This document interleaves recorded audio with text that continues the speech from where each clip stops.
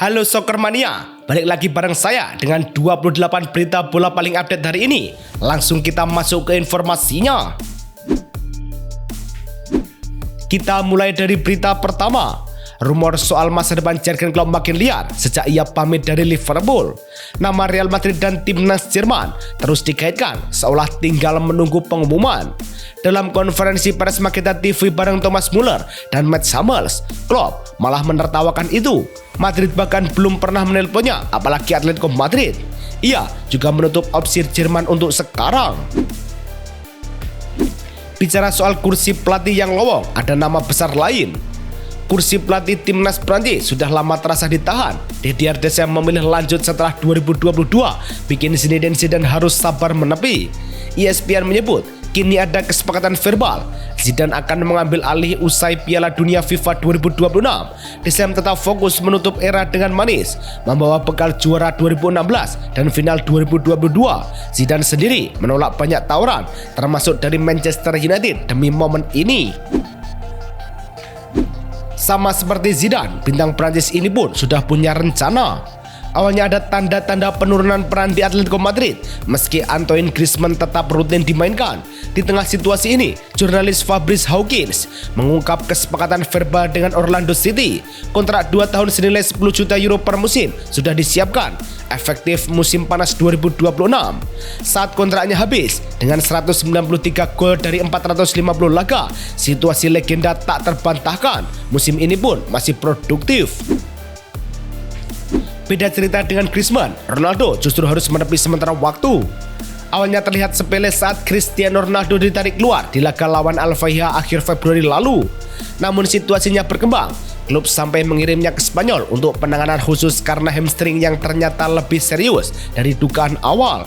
Beberapa pekan berlalu, Ronaldo mulai membagikan progresnya dari gym, menulis kalau kondisinya membaik tiap hari. Dengan 21 gol dari 22 laga musim ini, ritmenya jelas belum turun. Nasib sial karena cedera ternyata nggak cuma menimpa Ronaldo saja. Laga tandang ke Liverpool jadi titik pahit buat Victor Osimhen. Ia tak bisa lanjut sejak babak awal. Lalu kabar berikutnya datang cepat, harus naik meja operasi. Per 23 Maret, di Maslak Acibadem Hospital, tindakan dilakukan langsung oleh dokter klub, Yaner Ince, dan Galatasaray lewat rilis resminya memastikan operasinya berjalan lancar. Tim medis kini memantau pemulihan ketat. Kabar buruk soal operasi Osimhen disusul berita cedera tim Prancis. Awalnya datang dari kekalahan 1-2 lawan Lille. Situasi Olympique Marseille makin rumit saat dua pemain kunci tumbang. Leonardo Balerdi karena cedera betis kanan, sementara Mason Greenwood cuma main 18 menit sebelum ditarik. Lewat pernyataan resmi klub, Balerdi langsung masuk program pemulihan khusus, sedangkan Greenwood mengalami memar paha kiri dan dipantau harian. Artinya, peluang comeback si penyerang masih terbuka dalam waktu dekat. Sama-sama di Liga Perancis, tapi kondisi PSG justru lebih lega. Jadwal padat semakin bikin duel Paris Saint-Germain kontra FC Nantes terasa dipaksakan. Laga yang awalnya mepet agenda Eropa akhirnya digeser. Pihak Ligue 1 memastikan pertandingan baru digelar 22 April pukul 19.00 di Parc des Princes. Perubahan ini jelas memberi PSG ruang bernapas di tengah tekanan UEFA Champions League. Tapi di sisi lain, ini seperti kemewahan yang tak semua tim dapat. Nantes harus ikut menyesuaikan padahal mereka tak punya beban Eropa. Walau jadwal PSG digeser, klub satu ini juga ikut mengalah. Di tengah jadwal padat Paris Saint-Germain, muncul permintaan yang bikin RC Lens angkat alis. Laga Ligue 1 pada 11 April ingin ditunda demi memberi napas tambahan jelang duel kontra Liverpool di Liga Champions. Tapi, seperti dilaporkan RMC Sport, Lens menolak. Awalnya mereka fleksibel, sampai tahu jadwal baru justru bikin ritme tim berantakan. Jeda panjang lalu 3 laga dalam sepekan. Di sisi lain, posisi mereka yang masih membayangi puncak bikin laga ini terlalu berharga untuk digeser. Gagal geser jadwal, kita beralih ke strategi manajemen klub Jerman. Borussia Dortmund sempat kehilangan arah dalam perencanaan skuad setelah Sebastian Kehl tak lagi menjabat, dan celah itu terasa di beberapa keputusan transfer. Kini mereka bergerak cepat dengan menunjuk Niels Ole Bock hingga 2029. Bock datang dari FC Elversberg, membangun klub itu dari kasta regional Liga sampai bersaing di Bundesliga 2. Seperti dilaporkan media Jerman, ia dikenal teliti, merancang skuad dan sabar membangun proyek.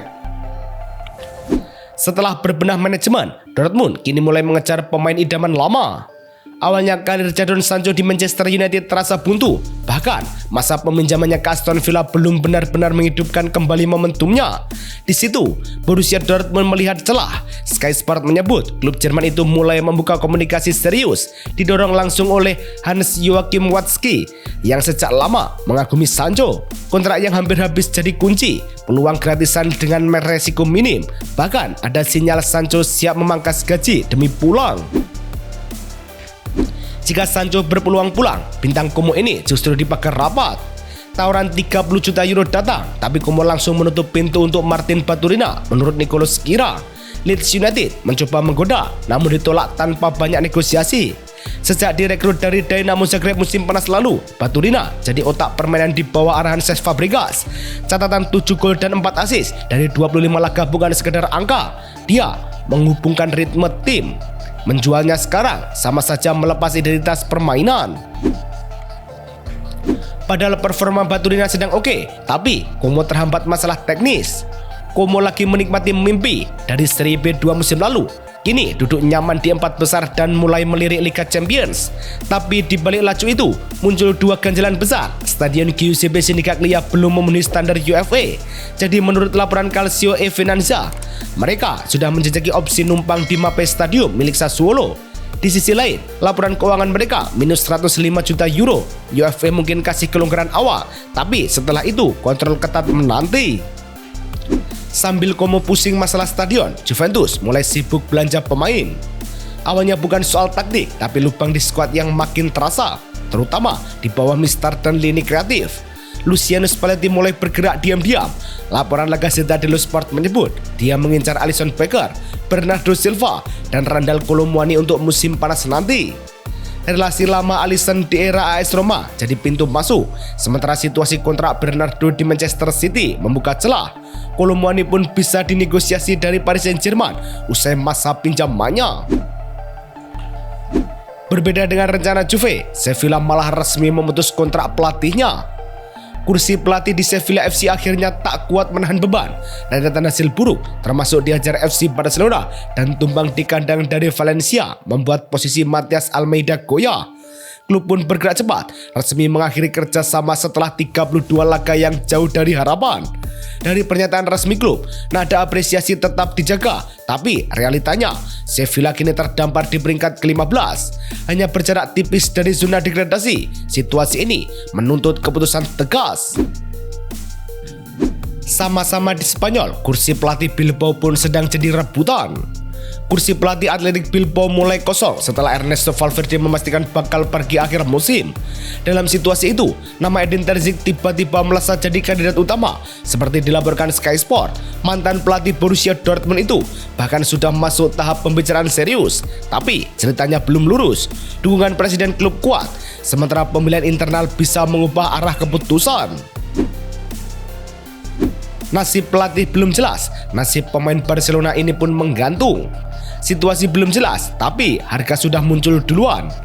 Al Hilal disebut siap meminta 15 juta euro ke FC Barcelona untuk mempermanenkan Joao Cancelo. Sementara itu, tim pelatih yang dipimpin Hansi Flick masih menilai kontribusinya sebelum ambil keputusan final. Laporan menyebut diskusi baru akan serius setelah evaluasi tuntas dan negosiasi dengan agen Jorge Mendes dimulai. Masalahnya, ketika harga sudah dipatok, tapi peran di lapangan belum benar-benar meyakinkan. Meski status Cancelo belum pasti, tiket Liga Champions sudah aman. Awalnya, ini soal tekanan di puncak klasemen. Barcelona harus menjaga jarak dari Real Madrid sambil menghindari kejaran tim di bawah. Laga lawan Rayo Vallecano jadi titik krusial. Gol tunggal Ronald Araujo memastikan kemenangan tipis yang seperti dilaporkan media Spanyol langsung mengunci posisi 4 besar dengan selisih 29 poin dari Real Betis dan 9 laga tersisa. Tiket Liga Champions musim depan resmi di tangan. Ini jadi partisipasi ke-37 mereka sekaligus bukti konsistensi sejak 2004. Hasil manis tiket UCL ini tak lepas dari peran Flick. FC Barcelona sempat terlihat goyah, ritme permainan naik turun dan rotasi terasa belum klik. Lalu Hansi Flick datang dengan pendekatan yang lebih fleksibel, lawan berubah, pendekatan ikut berubah. Hasilnya mulai kelihatan sepanjang Maret, saat Barcelona tampil lebih rapi, agresif, tapi tetap disiplin di belakang. La Liga pun menobatkannya sebagai pelatih terbaik bulan ini. Pengakuan itu bukan sekedar soal hasil, tapi bagaimana Flick menghidupkan lagi identitas tim. Barcelona punya Flick, Real Madrid punya keajaiban dari tangan Arbeloa. Situasinya terasa goyah saat Alvaro Arbeloa naik jadi pelatih interim Real Madrid. Tersingkir dari Copa del Rey, kalah di Lisbon. Lalu hasil buruk lawan Osasuna dan Getafe bikin kepercayaan nyaris runtuh. Tapi jadwal padat justru jadi titik balik. Pelan-pelan tim mulai rapi. Menurut laporan internal klub, 5 kemenangan beruntun termasuk 2 kali menaklukkan Manchester City dan sekali atas Atletico Madrid mulai mengubah arah cerita. Tanpa trofi pun, Arbeloa kini dilihat sebagai opsi serius musim depan. Di tengah tren positif Arbeloa, bek andalannya justru mulai digoda. Situasinya belum jelas, kontrak Antonio Rudiger di Real Madrid akan habis, sementara performanya baru saja naik lagi setelah sempat diganggu cedera. Di bawah arahan Alvaro Arbeloa, dia kembali jadi tembok penting. Dari laporan AS Fenerbahce langsung masuk dengan tawaran 10 juta euro plus bonus. Mencoba memanfaatkan momentum abu-abu ini, Rudiger sendiri masih menimbang antara loyalitas dan logika karir. Kalau Rudiger digoda klub lain, Vinicius Junior langsung dipagari Perez. Situasi mulai terasa riskan saat masa depan Vinicius Junior belum juga jelas. Padahal perannya di Real Madrid makin tak tergantikan. Dari laporan Fabrizio Romano, Florentino Perez turun langsung mendorong kontrak baru agar cepat rampung. Negosiasi kini ada di tangan klub pemain, sementara klub ingin menghindari celah spekulasi. Ini bukan sekedar perpanjangan biasa, Madrid sedang mengunci fondasi era berikutnya. Usaha Perez mengunci pemain bintang bikin Madrid kokoh di puncak. Real Madrid kembali duduk di singgasana Eropa setelah akumulasi poin UEFA 5 musim terakhir menempatkan mereka di posisi teratas. Data resmi UEFA menunjukkan konsistensi mereka di Liga Champions jadi pembeda, sementara Napoli justru terlempar ke peringkat ke-33 akibat performa yang menurun. Di sisi lain, Aston Villa mulai mengunci tempat lewat stabilitas dan Sporting CP naik ke 16 besar. Gengsi Madrid di Eropa kontras dengan nasib venue laga Inggris. Rencana awal digelar di Wembley mendadak berubah karena jadwal konser The Weeknd yang sudah dikunci lebih dulu di pertengahan Agustus. Akibatnya, FA memindahkan Community Shield 2026 ke Principality Stadium di Cardiff. Sky Sport mencatat stadion ini bukan tempat asing. Pernah 6 kali jadi tuan rumah saat Wembley direnovasi awal 2000-an. Situasi ini mengingatkan bahwa kalender sepak bola kerap kalah prioritas dari industri hiburan. Pindah venue bukan satu-satunya kabar heboh dari tanah Inggris. Benturan keras di derby langsung jadi titik balik. Sven Botman kena sepatu Brian Brobby di wajah pada babak kedua saat Newcastle kalah 1-2 dari Sunderland. Ia ditarik keluar dengan dugaan gegar otak, lalu hasil scan memastikan fraktur yang butuh operasi. Klub menyebut prosedurnya berjalan lancar. Newcastle lewat pernyataan resmi meminta publik sabar menunggu pemulihan penuh. Ironisnya, Brobby justru mencetak gol penentu. Sama-sama di Premier League, kursi pelatih Spurs pun memanas. Situasi Tottenham Hotspur makin rawan setelah kalah dari Nottingham Forest bikin mereka terjebak di posisi ke-17. Di tengah ketegangan itu, Roberto De Zerbi justru masuk radar. Laporan The Telegraph menyebut dia tertarik, tapi dengan syarat Spurs harus bertahan di Premier League. Masuk akal, karena De Zerbi baru saja membawa Olympique de Marseille finish runner-up di Ligue 1 musim lalu. Sementara Igor Tudor masih fokus urusan pribadi. Arah klub sudah jelas, Spurs butuh proyek bukan sekedar pelatih sementara. Masih soal klub London, Chelsea juga sedang diburu target finansial. Posisi Chelsea lagi serba tanggung, dekat zona 5 besar, tapi juga belum aman dari ancaman gagal ke Liga Champions. Laporan BBC, situasi ini bukan cuma soal prestasi, tapi juga isi kantong pemain. Struktur gaji mereka berbasis performa, jadi kalau meleset, bayaran ikut turun. Dengan jarak tipis dari 5 besar dan tekanan makin terasa, arah musim ini jadi penentu segalanya. Sistem seperti ini memang memacu performa, tapi juga bisa jadi bumerang saat tim belum stabil. Krisis gaji di Chelsea ini mulai bikin pemainnya gerah. ruang ganti Chelsea mulai memanas, bukan cuma soal hasil, tapi juga arah klub yang terasa kabur.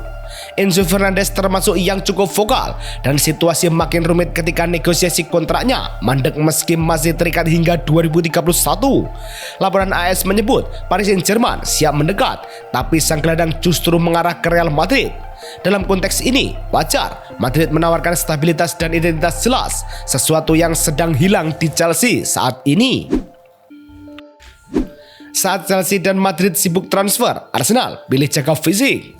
Awalnya jeda internasional jadi panggung unjuk diri, tapi kondisi fisik malah memaksa William Saliba, Gabriel Magalhaes, Leandro Trossard, dan Jurrien Timber mundur.